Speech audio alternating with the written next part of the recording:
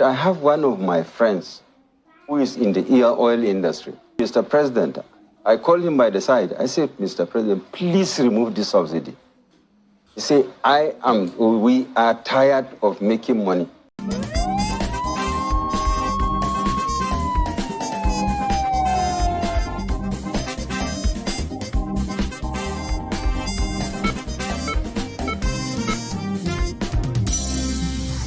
Welcome to the show. My name is Dr. Damages. We are coming to you from the greatest city in the world, New York City. Yes, New York City is so great. But it's in Sierra Leone that we are starting today. The little West African country of Sierra Leone had its election the other day. This is what their electoral body chairman, their own INEC, said to politicians in the country. Watch. I have always referred to Peter Obi. When he lost the election, we all know the promise he held. The elections were being conducted, called his supporters to the street to wreak havoc. He took the legal path. By that way, he was able to save his country from chaos. Yes. I don't know about you, but I feel this is a win for Peter Obi. There is no ideal bigger than to get to the pinnacle where others use you as an example to be emulated. The other day, JAMB recently, they reduced the cutoff mark to enter universities in Nigeria to 140. Someone said that no Nigerian has any excuse anymore for forging certificates like President Bola Tinubu. Damn! Now, that is a bad example. On our show today, President Bola Tinubu went on his first trip abroad as president. We will call the results as we dig deep into discovering the evil spirits holding Nigeria back. We find the fault. It's not in our leaders alone or their friends who are stealing. No, we will tell you the new man that we found in the mirror. Now take a look at this man. Yes, his name is Asari Dokubo. Yeah, that's him. That man met with President Bola Tinubu the other day. The president had to walk him out from Aso Rock, shook his hand in front of the camera. Yes, he had a press conference inside Aso Rock with the presidential seal behind him. Yes. Now, if you are not baffled already about the access Tinubu gave Asari Dokubo, what followed next will make you sing. Grocery is a glory. Angori, I want to give us. Oh, Lord, the one in man. You are to our Lord.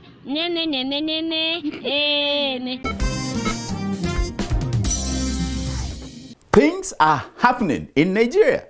Things that do not occur in any other country. The former governor of Bauchi said, Mr. Yagudu, said this on Channel TV the other day. Watch. I have one of my friends who is in the oil industry. Mr. President, I called him by the side. I said, Mr. President, please remove this subsidy. He said, we are tired of making money. My friends got tired of making money from fuel subsidy. He begged the president to stop it. Hey, can you believe that? It came out from his mouth. Now, I know what some of you are thinking now. Why will a sensible man be tired of making money? Let us listen to the former governor. Watch. Because he's a patriot and he's seen the scams that are going on there. Goodness. And he told me he's alive today. Because he is a patriot. You know, typical me. I didn't even think about that. That is always the problem of us, poor people, poor Nigerians. We put patriotism last, not first. But wait.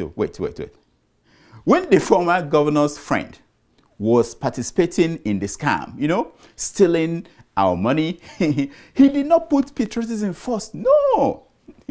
Even when the spirit of patriotism came into him, went into his blockhead, he didn't say, let me, like a good thief, return all that I stole and ask for forgiveness. No, nothing like that. He kept them.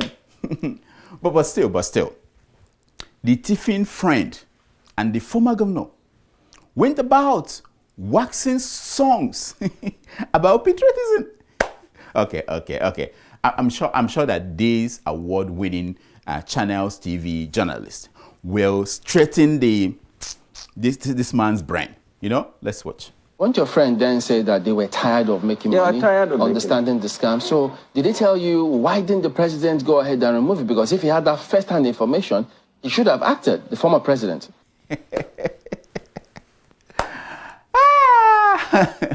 I'm so sorry. Nigerians, I'm so sorry. I now agree. I agree with all of you. The media is also your problem. It's part of your problem. I know. I'm sure many of you will have come up with a follow-up question for this former governor, better than what these channels people put out there. Like, Your Excellency, do you know that if your friend is a thief, you are also a thief? Okay, that one may be too straightforward. Okay, let's acknowledge that. What about this one? Your Excellency, did you report this your friend to President Buhari? Did you report him? Anyway, let us hear the former governor's answer as to why Buhari did not remove the subsidy. Yes, let's hear. Watch. I'm sorry, my brother. The president may not have done it because of the entrenched interest. Could even be at the risk of his life.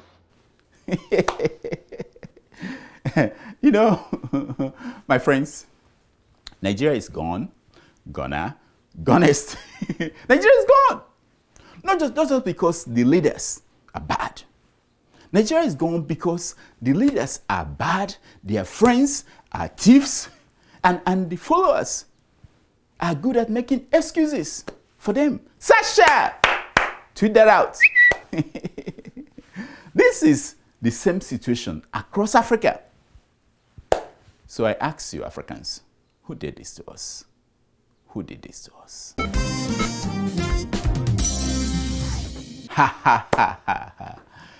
President Bola Tinubu just came back from his first trip abroad as president. Now, did you think it was a success or a bust? What do you think? I'll tell you. On his first trip abroad as president, Mr. Bola Tinubu showed the world the stuff that he was made of. Hey, he did. Watch him.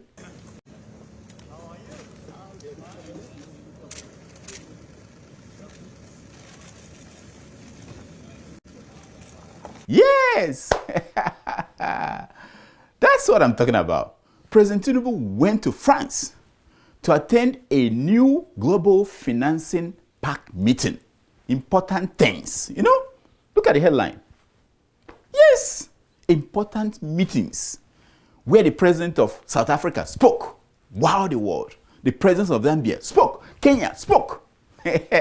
Now, if you read the statement signed by Tinubu's special advisor on special duties, communication, and strategy, hey, big title, Mr. Dele Alake, it says at the beginning that the Nigerian ambassador who met Tinubu at the airport, you saw when he shook his hand, will brief him, and that the president will participate in a 2-day conference, summit. Yes, well. We were boarding the aircraft for Paris. The essence is to network as much as is feasible, as much as is practicable. The president wants to network with international finance corporations. That is the new president who does things differently. It's not like Buhari. No briefing. He will go there and perform. Tinubu showed up for every photo opportunity. With the president of France, yeah. With the president of Switzerland, yes. But when it came to the real reason for the summit, talking about climate change, COVID-19, the energy crisis, and how they impacted countries like Nigeria that owe a lot of money, and the need for innovative ways to find new money to finance our economy and development. Tinubu voted. Tinubu voted. Tinubu chickened out at the last minute. Nigerian ambassador had to represent him in a live session, so Tinubu could not deliver a keynote address or a closing remark. He handed that part to Nigeria's ambassador to France. Yes! I was surprised that Nigerians got angry at Tinubu for not going up there to represent Nigeria the way other African presidents did. You know, for not making one of those big speeches. What is wrong with Nigerians? How did Oprah put it? When a man shows you who he is, believe him. Why is it that Nigerians don't believe Tinubu? During the campaign for president, Bola Tinubu showed Nigerians who he was, or who he is, and who he will remain. A town hall different from Blue, Bulaba. Sasha, behave yourself. Now, during the campaign, Tinubu refused to go on stage and debate his opponents. Nigerians who voted for him said, it's okay. He went to Chatham House and announced that he would delegate things. That he would not stand up there on stage like a mumu and mess on himself. He said it. Believe family in is teamship. To demonstrate that, I will choose the first question, assign it to Dele Alake. And the second question, assigned to Nasiru El-Rufai. Yes. So why are you Nigerians alarmed that he took it to the world stage? Why? Here is what one of them wrote on Twitter. Watch. Yes. So that Buhari was surrogate presidency. That Tinubu was delegate presidency. The question, if he was going to delegate, why spend you know how much billions of naira, the cost of that trip with people that followed him, hotels. Here is what another one wrote. This is from Edo Wizard. He didn't go to France for the meeting. He went to see his medical team. We always assume things. You know, the man went to show his stuff. Now, because some of you complained that the president ran away, that he was afraid of doing a live event, or that he couldn't fall on the stage if they made him sit or stand for 20 minutes. The man went out there to meet Nigerians in France. Yes, selected Nigerians. Okay, sorry. I was told that he selected Nigerians. Not everybody in France. It can't be everybody. No, chosen. They were properly chosen. Yes, okay. My producer has just informed me that he met selected Nigerians in France. Well, it has to be chosen. Do you want him to meet the likes of Asari Dokubo in France? No. Now, at the meeting with selected Nigerians, Tinubu made news. Of course, he's the president. He finally explained why he suspended the former governor of the central bank, Mr. Godwin Emefiele. Yes! He said that then the financial system was rotten under Emefiele, that few people made bags of money. And then you yourself, you stopped sending money home to your poor parents. Oh yeah. Several widows. Yeah. But that is gone now. It is gone. The man is in the hands of the authorities. Something is being done about that. They will sort themselves out. Hey! There is a lot to unpack in that one answer. You know, when Tinubu said few people made bags of money, my mind, my stupid mind, went straight to Lagos State under Governor Bola Tinubu. But hey, I had to hold myself. Be here, be with us, be in the moment. But we don't have the time to psychoanalyze President Bola Tinubu's reasoning. We don't have that time. We just want to tell the president that Nigerians abroad never stopped sending money home to their poor parents and widows because of Emefiele at the central bank. No, it didn't happen. If Nigerians abroad stopped sending money home, for a moment, if the over $20 billion remittances a year stop coming into Nigeria, the revolution that we follow will be televised. Yes, I'm telling you. That's how you're living. That's how the country is surviving. Anyway, Bola Tinubu left France for London. He went to London where he met with private visit, but he met the former president. Well, a minute, is he not supposed to be in Niger? Private meeting, which means, you know what that means? No cameras. No, doctors, you can come, pump it in, pump it. No cameras. Pump it in. We're going back before Salah. We want to pump it in. Africa. Who did this to us? History repeats itself, and each time it does, the price we pay doubles.